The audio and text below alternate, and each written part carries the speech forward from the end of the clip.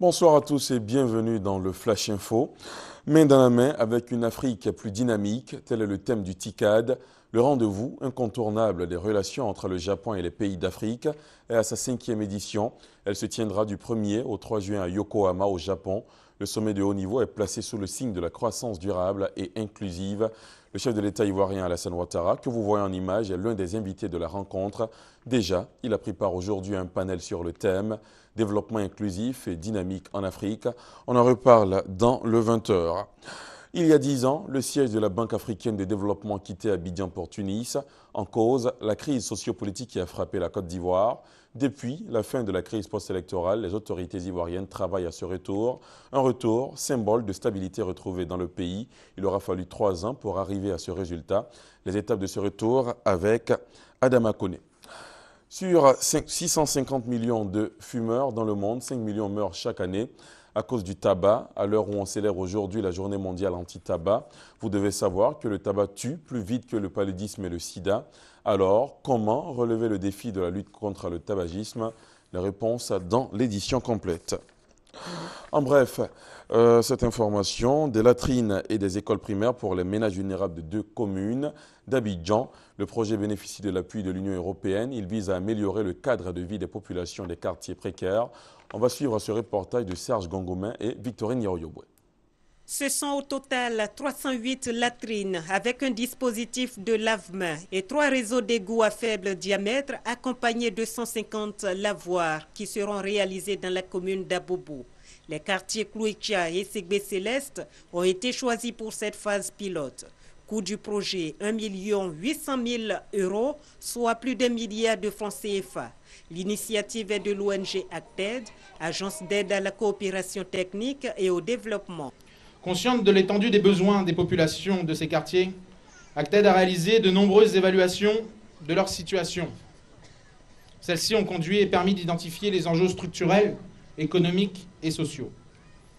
En effet, la traversée du quartier Kennedy-Clocha donne un aperçu de la réalité des conditions de vie des personnes y habitant et de leurs difficultés quotidiennes.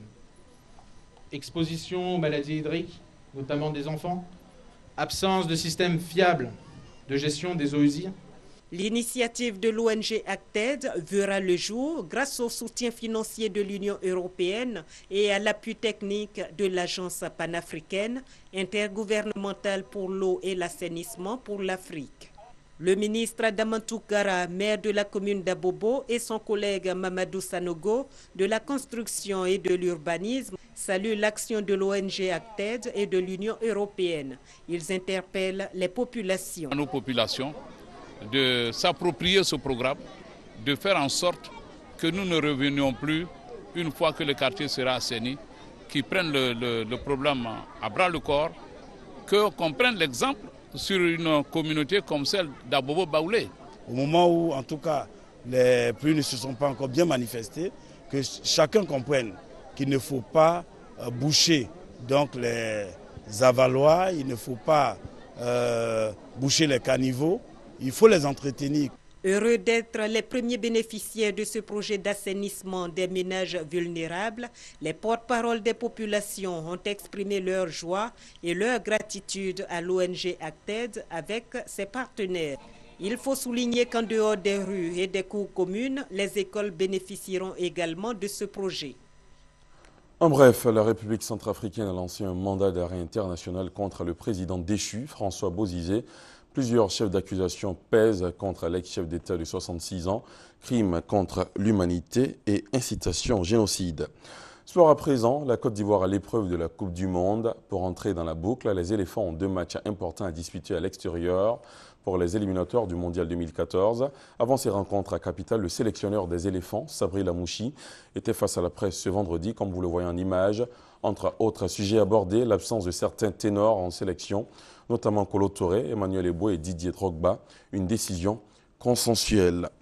Et justement, le capitaine des éléphants Didier Drogba lui a réagi sur la même question.